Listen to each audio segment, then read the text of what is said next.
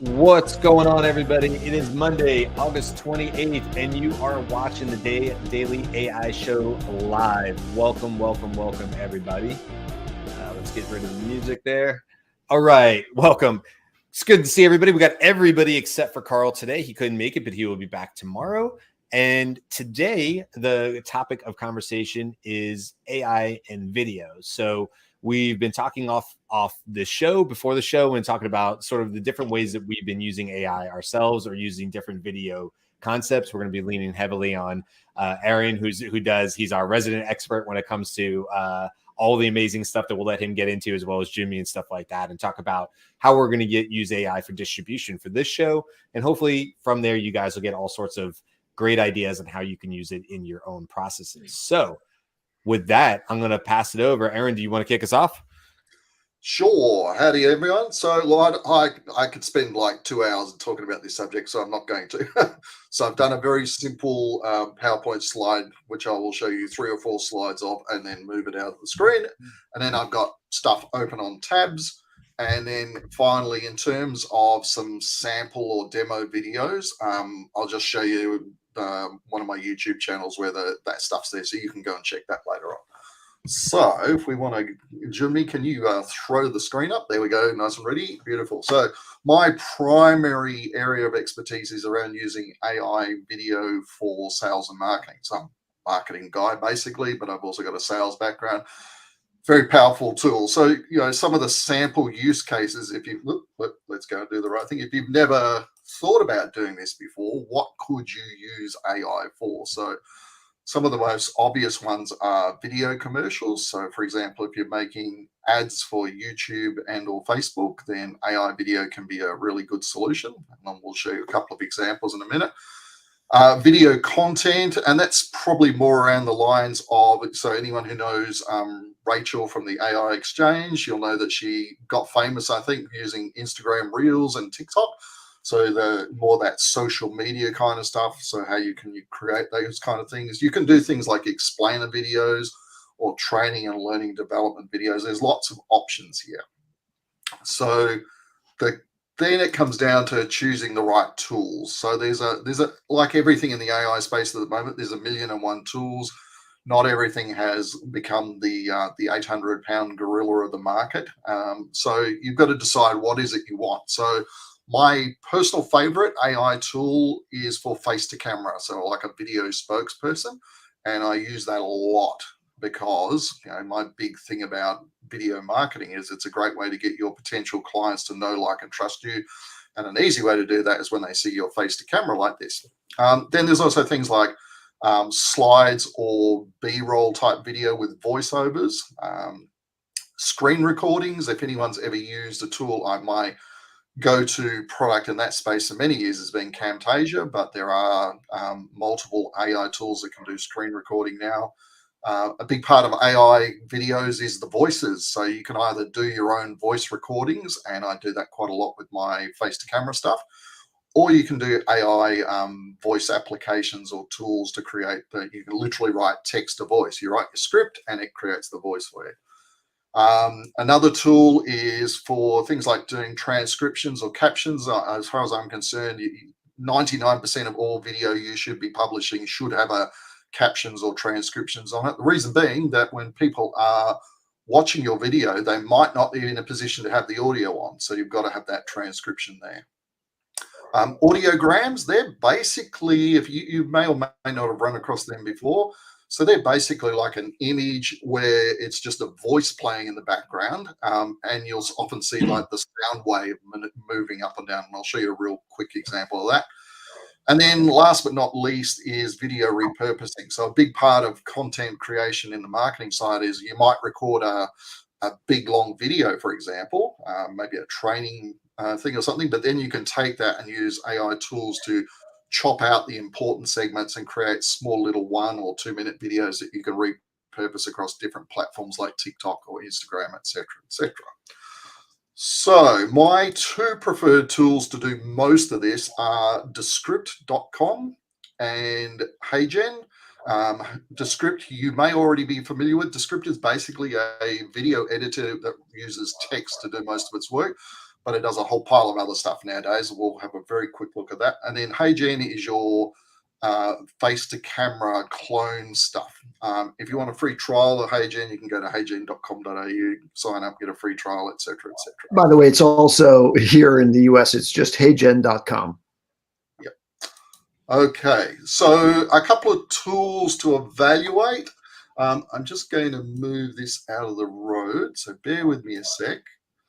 So I've got a whole pile of slides open here, so I'll just quickly show you. So if you've never seen Descript before, just go to descript.com. It's primarily editing with text. So you record your video, you upload it to Descript. It has a transcription, AI transcription function built into it, and then it allows you to edit the video by just selecting the text and doing something. So you could select an option to get rid of all the ums and ahs from your video, and it will automatically do them. You just push the delete and they're gone. And what it does is when you edit it in the text, it removes it from the video as well. So if there's a paragraph in there that you don't like, you just select the paragraph, push delete, and it chops it out of the video as well. So if you're not up to speed on video editing tools such as Premiere Pro or Camtasia or something like that, this is a really good way to get started. It's easy to do it.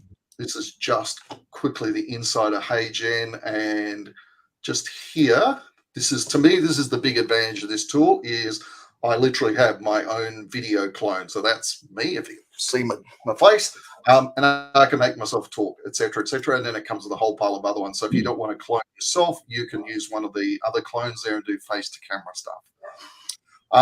Let's see, Runway ML. I've played with it very briefly. It's a very interesting tool that does a lot of different things, including things like taking pictures and making videos out of them and stuff like that.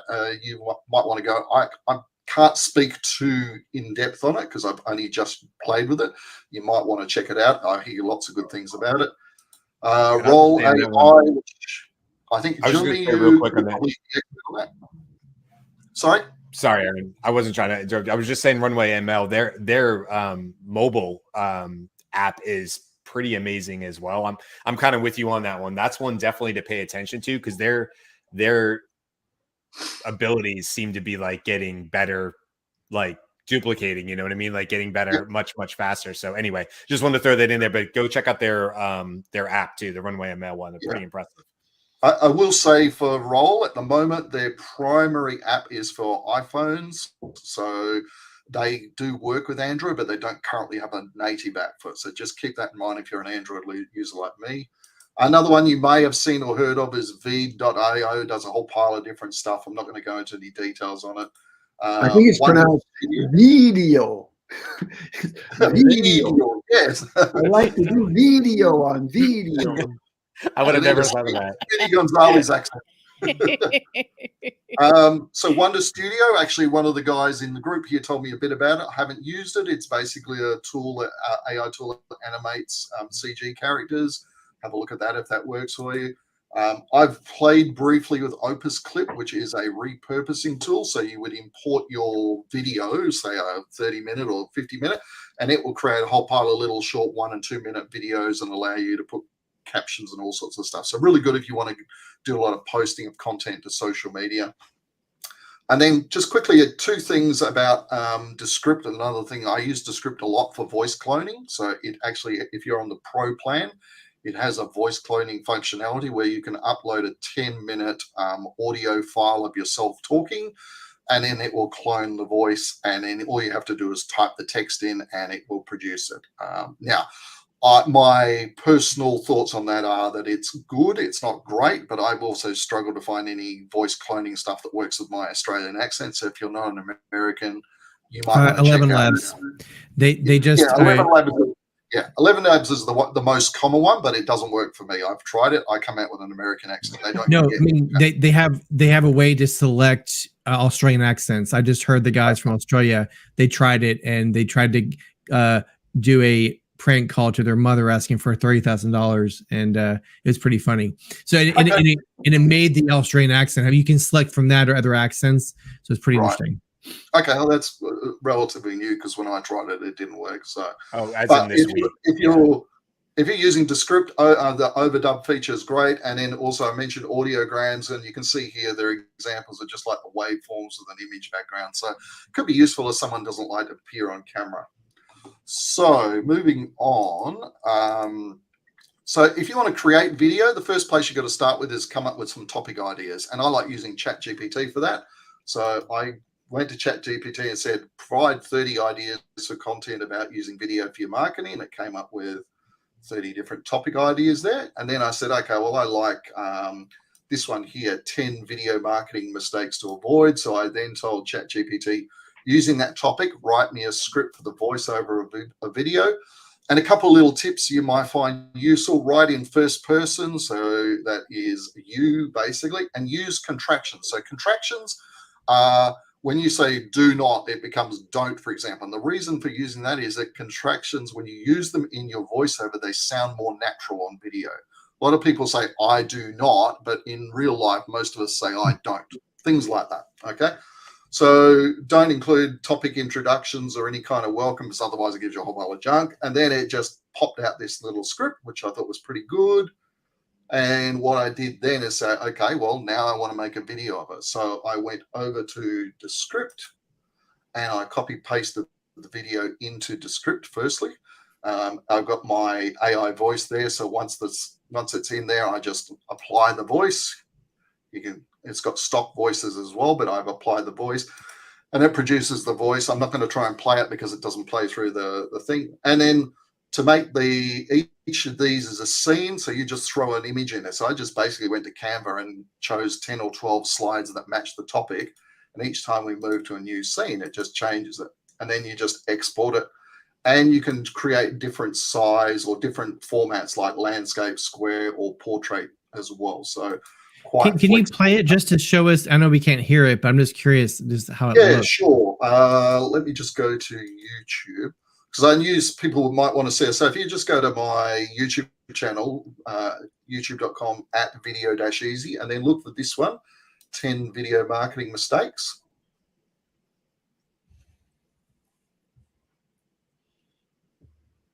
Do you have subtitles on?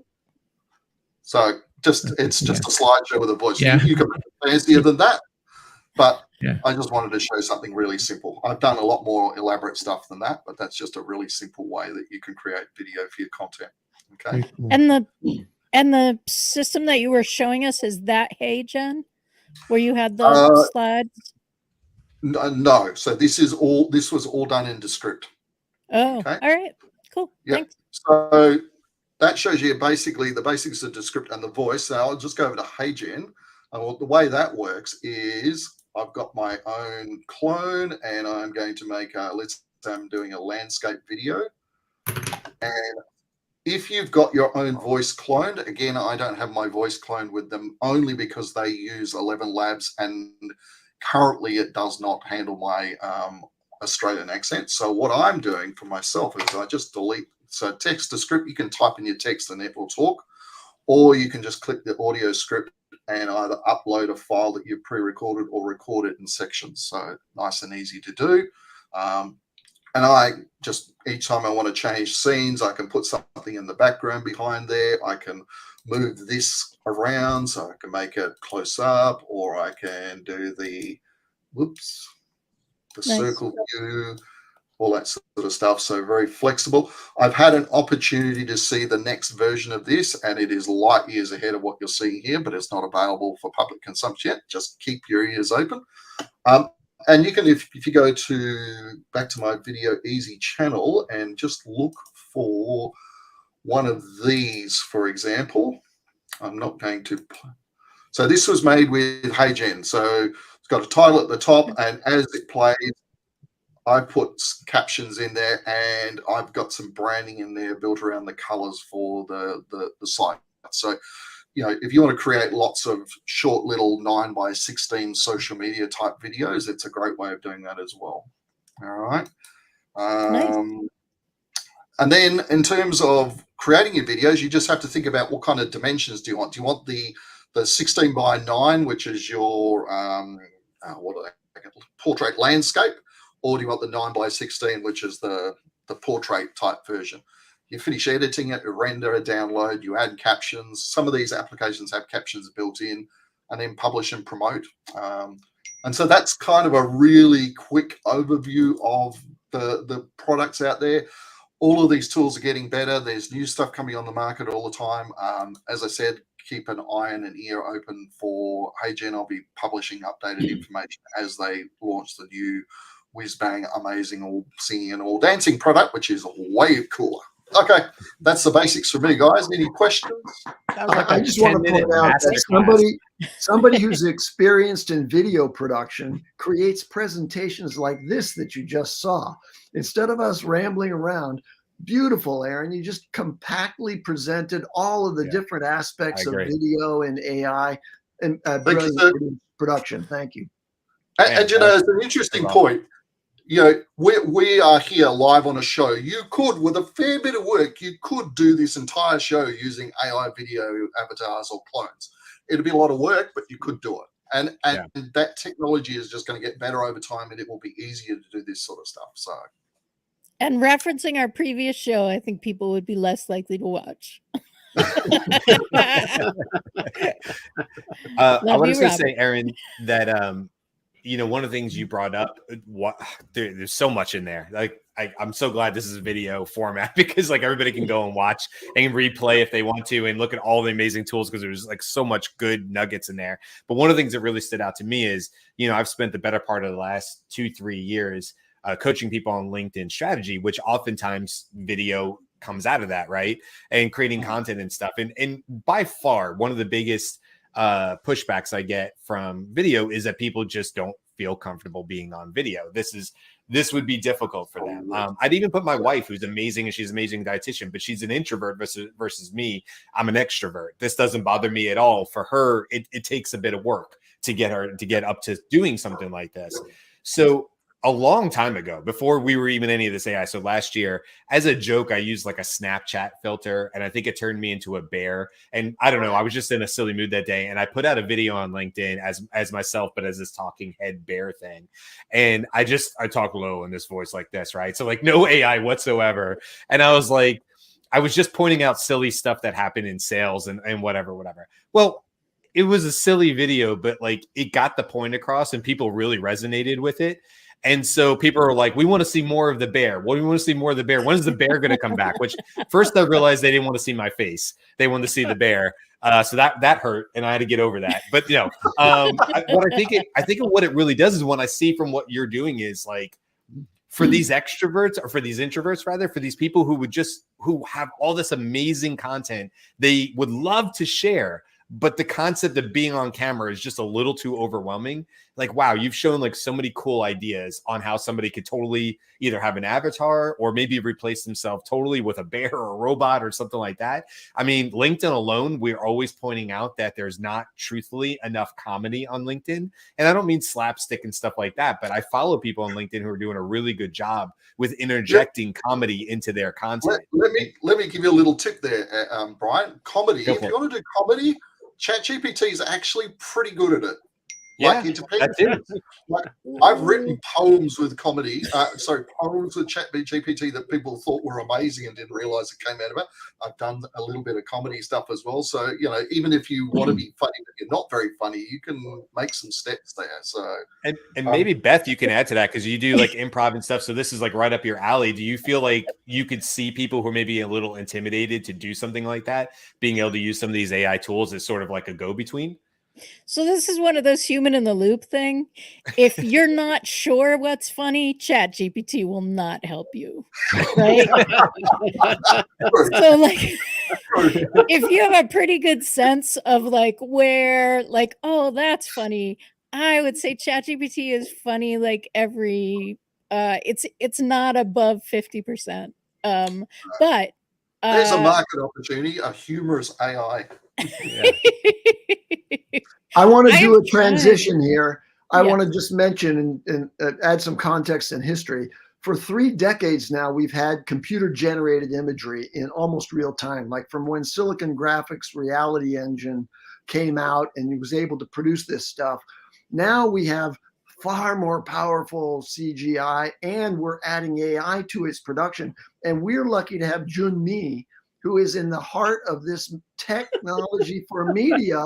And so let's jump over to Junmi, because I want to see some of the whiz bang stuff that's possible now. Sure.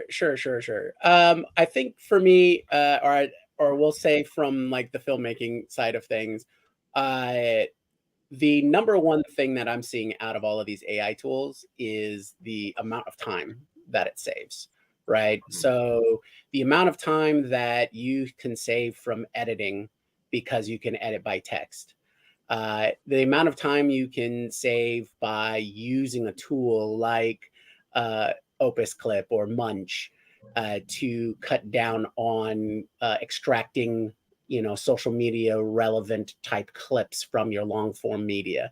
That's a huge time saver, right? Something that would normally take you 5 hours to do will take you only 2 or 3 hours to do. I mean, that's cutting your time in half, right? Mm-hmm. The amount of time that you can save just if you're doing long form. So there's a tool called Autopod that came out recently, and it's a plugin for Adobe Premiere. So if you're a long form type editor and you're using we'll call it a traditional nonlinear editor like Adobe Premiere, you plug that in. And if you're doing anything that's like multi-camera, fixed, or in like in a podcast format where you have multiple speakers and things like that, this thing will give you an initial draft edit of the entire entire event. So if it's like an hour-long podcast, that can take hours to just cut down into the different camera angles, and you can cut all that down just with this one tool. And then, of course, you got to go in and do the fine editing, and that's where the real magic happens with editing, is one frame here, one frame there, and things like that. But that's a huge time saver. So those are the kind of things that I'm most interested in, and I love seeing coming out of it. And speaking to what Aaron was talking about when he mentioned Roll AI, now from filmmaking side of things, this is super exciting, because what they're doing with their AI is not only give you an auto edit from all the feeds that you're putting into it. Not only is it all remote, but it's really unlocking the hardware that's in iPhones and iPads and things like that, using it to its maximum potential. But on top of that, their biggest value proposition there is you can have in-camera movement. Now that's unheard of. In-camera movement is fantastic. Like you require yourself multiple people, multiple cameras, all these hours of setup and everything like that. But you can do this all via AI. Can you explain the in-camera movement? Yeah. So can you explain the camera movement a little more? I don't understand it. Sure. So camera movement, if you've watched any movie or TV show or whatnot, you'll notice that they'll do tracking shots, right? The camera will follow a car driving along. Right. Or they'll zoom in for effect onto somebody's face, and those kinds of things. So these are these crane shots, moving the camera, different angles coming down, or, gotcha. You're on a track or dolly track and you're moving the camera around. So that's what I mean by camera movement.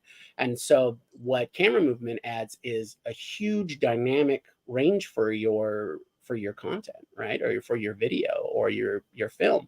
And so they can accomplish all of this via AI.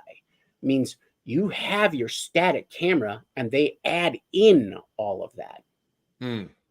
I'm excited by that, because what's required by the AI is that it takes the video and then creates a 3D model of the space that's shown on this two-dimensional image, and then says, okay, what would this image look like if I moved over here? And they do that in real time. It's stunning. Yeah, it's blows my mind. And so I personally, that's my most exciting tool that I want to get into. And I know all my filmmaker friends are going to be like, but shoot on an iPhone, you've got to be kidding me. And I'm like, yeah, I know, but it's really good. There's some really good hardware in there. And the iPhone system, they don't even tap into 60% of it. So you have all of this extra raw data to work with. And that's what role AI is. And so I'm just hoping more and more tools come out like that. Because I'll tell you what, it's easier to carry one backpack full of iPhones than it is to just carry case after case of cameras and equipment. Yeah, Junior, correct me if I'm wrong, but I think this is similar to how if you take a still image, like a rendered image, and then you animate it. You can animate that, and the animation actually provides some three-dimensionality to what was a two-dimensional image. And the AI is figuring out what the depth of field is and what all the layers are, and then creating a model out of that in order to make a simple animation. And I think I don't have any personal references to that, but I've seen some demos of that where you take an image and then you animate it. Maybe you've seen ones where they take an old photo of a person and make it turn its head and so on. That's like a rudimentary expression of that. So there's lots of possibilities here with imagery. Yeah, definitely. Runway ML does that. And also HeyGen has something called Talking Photo, where you can put a photo and it will animate the lips moving while talking and even move the head a little bit. And I've done on my video channel, there's actually a sample example. I created an image of a French maitre d' in a restaurant and animated that. That was created in Midjourney, and then I used Talking Photo to turn that into an animated guy talking, and I put a French voice on it. So, and that's real basic stuff now. That's this sort of technology is going to get way more. I mean, back in the 90s, we had Conan O'Brien. He was just putting the lips in and making it sound like Arnold Schwarzenegger, right? So like we've come a long way from the old school clips, which still make me laugh 20 years later. The teeth and the mark in the teeth and stuff like that. Anyway, for any of those that are old school, I want to ask Conan Robert fans. a question. Robert, are you guys using video in training for franchisees? This is something that I brought up several times to our team because we're international. So the bigger question is, how can we take our stock training and be able to use translation tools? So I'm going a different direction with the tools and being able to translate. So I know it's not the topic of today, but going into Portuguese or Spanish or other languages, which is actually a lot easier now than ever before. So so that was my first go-to when it comes to video. We do lots of looms and captures between the team internally. But when it comes to training videos, this could allow us to do basically the founder could be the face of all the training videos when a new franchise owner gets on board. And so it's quite a little bit more, I don't know, it'd be interesting. So we've pitched that to them 100%. We have a lot of other projects in the pipeline, so this has kind of been put on the back burner. But I see where you're going with that, Andy, and it's something that's on our minds. I think that's fascinating. Go ahead, Ben. It is one of the things it's one of the easiest things when it starts to become like click a button and it translates in growing audience, right? You're not creating new content. You're just translating the content, but not by putting subtitles across the bottom, but by actually, if you have it written, it's totally possible now, right? Like you can just generate another voice that's speaking a different language, or generate your voice speaking a different language. But soon you'll be able to just like take this, it's speaking this language and it's going to do audio to audio translation. Yeah, you know how when you watch a film that's been overdubbed in a different language, but the lips aren't syncing? Well, AI can make the lip sync in the new language. That's the thing of the past at this point. Yeah, that's like, or it's going to be. You're right, Andy. Like it's the idea of overdubbed video, which I mean, look, for us that live in the States, those of us who live in the States, like that's not something we've had to deal with a lot, maybe to the advent, unless you were just like into maybe anime movies or foreign movies or something like that. And now we even like Netflix, you see some really good movies coming out of like Mexico and things like that, and it's overdubbed. But yeah, I think it's not something as an American I've had to deal with a lot in my life versus maybe somebody who lives in the Philippines. And so now I'm thinking, oh, what a much better movie going experience for them if they go to watch a Mission Impossible. And it's not overdubbed, but it's actually, Tom Cruise's voice speaking in the right accent, in the right language. And like you said, Andy, everything's moving. I think even bigger than that, and this is one of the tricks of the trade that Mr. Beast made him so popular, among other things, is he went to other countries and he developed a whole different brand in Spanish, in Portuguese, in Chinese. He became a billionaire because he was able to capitalize on the audience that was being left behind by YouTube, because people don't create content for multiple languages. And he was one of the, not so much the first, but one of the ones that really doubled down on it. And it's brilliant exercise. So I think when it comes to building a brand and doing an international brand, being able to do it in multiple languages is going to be so much easier than ever before. Yeah. I want to leave you guys with a thought. Star Trek, what's the word? Universal Translator. Anyone who's ever watched Star Trek, you know what that is? Yeah. That technology is so damn close. It's almost here. And like Facebook just did a release the other day of a version of that. We are going to have probably an app on our phone in the next 1 or 2 years where you'll be able to go to any country, talk on the phone, it'll translate and then translate back. There'll be no more phrase books and anything like that. So once they integrate that exists right now. They have Google Glasses that will translate in front of you the words, And so we're talking about education and AI later in the week. Yeah. So come back, because this is sort of setting up that show in some ways. And so let me do this because I know we're over by a minute, which is fine. But just as we sort of wrap up today's conversation, obviously we got just a ton of like a masterclass for Aaron at the top end of the show and showing all the different tools. And look, I realize that people might be watching this and get a little overwhelmed and be like, that's a lot. I couldn't start. And I think it goes back to what we say about all new AI type processes, is that you really focus in, try not to take, well, no, I shouldn't say that. Robert, you're like, take everything in. But I think you can pick 1 or 2 of these tools, like a HeyGen or something like that. I know we don't have time for a pushback today. A HeyGen or one of these tools.